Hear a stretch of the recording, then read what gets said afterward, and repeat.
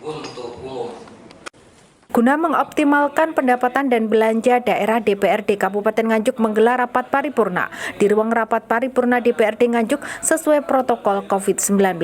Rapat yang dihadiri Wakil Bupati Nganjuk Marhen Jumadi dikarenakan Bupati Novi berhalangan, dihadiri pula oleh Sekretaris Daerah Kabupaten Nganjuk Muhammad Yasin serta seluruh anggota dan pimpinan sidang. Rapat yang beragendakan penyampaian penjelasan Bupati Nganjuk terhadap rancangan peraturan daerah Kabupaten Nganjuk mengenai perubahan anggaran pendapatan dan belanja daerah atau PABBD. Melihat pendapatan daerah yang kurang dimaksimalkan oleh pemerintah Kabupaten Nganjuk seperti pendapatan lahan parkir, kepariwisataan, izin usaha, serta pajak retribusi dan lain-lain, DPRD Kabupaten Nganjuk mendorong agar pemerintah daerah lebih mengoptimalkan persentase pendapatan dan belanja daerah. Jadi setelah ditetapkannya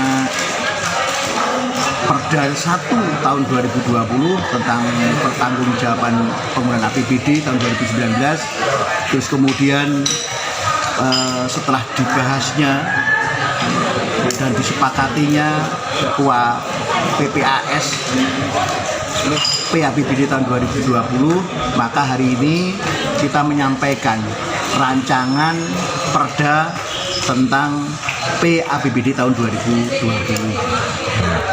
Perubahan-perubahan ini penting karena apa? Situasi dan kondisi, termasuk juga normatifnya.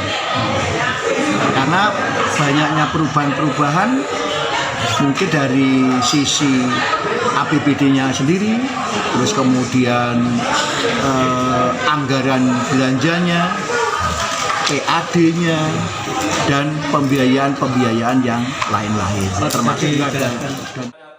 Menurut Tatit Heru Cahyono selaku Ketua DPRD Nganjuk, diharapkan setelah penyampaian penjelasan Bupati Nganjuk terhadap rancangan peraturan daerah Kabupaten Nganjuk mengenai perubahan anggaran pendapatan dan belanja daerah atau PABBD, Kabupaten Nganjuk lebih memaksimalkan serta mengoptimalkan pendapatan daerah dari sektor parkir dan kepariwisataan.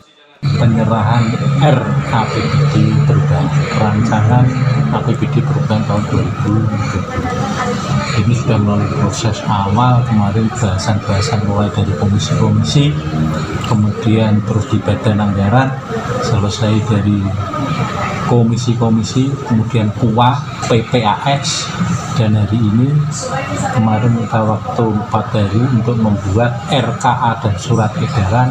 Hari ini menjadi rancangan APBD perubahan tahun 2020. Adanya penurunan PAD di Nganjuk, pendapat dari Dewan bagaimana? Ya, kita sama-sama tahu dalam kondisi seperti ini dimanapun mesti PAD turun.